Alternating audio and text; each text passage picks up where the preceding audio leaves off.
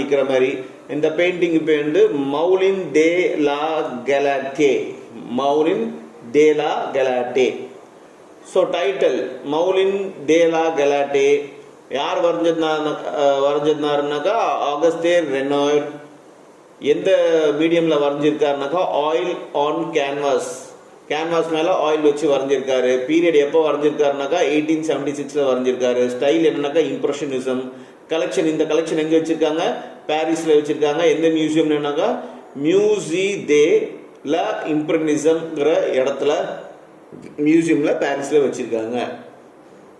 வாங்க இதை பற்றி பார்ப்போம். General description. Auguste Renoir 1841 to 1919 was a French artist. He painted Moulin de la Galate in 1876. The painting shows young people enjoying life, picnics, dance and party. Renoir was a creator of soft, sentimental and charming painting. While painting, he used his sharp observation to register the movement, atmosphere and images of Persian society.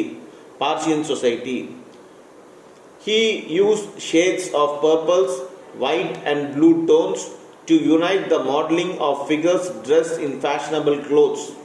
He added delight and freshness in color which sparkles life in his painting. His work shows tenderness and harmony in perfectly balanced and pleasant composition.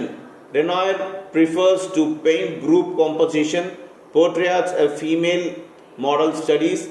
He was expert to communicate the impression of joy of life through his painting. என்ன சொல்றாங்கன்னா ஆகஸ்டே ரெனாயர் இவர் வந்து 1841 1990 வரைக்கும் இவர் வந்து French ஆர்டிஸ்டாக இருந்திருக்கார். சரிங்களா?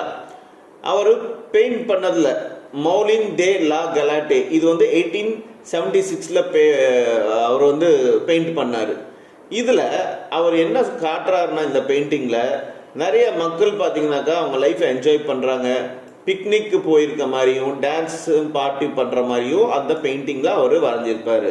ரெனாயர் வந்து ஒரு கிரியேட்டராக இருந்தார். அவரோட பெயிண்டிங்கில் பார்த்தீங்கன்னாக்கா எப்பயுமே ஒரு சாஃப்டான இது இருக்கும், நேச்சர் இருக்கும், ஒரு சென்டிமெண்டலான விஷயம் இருக்கும். அவர் பெயிண்டிங்லாம் ரொம்ப சார்மிங்காக இருக்கும், பார்க்கறதுக்கே அட்ராக்டிவாக இருக்கும்.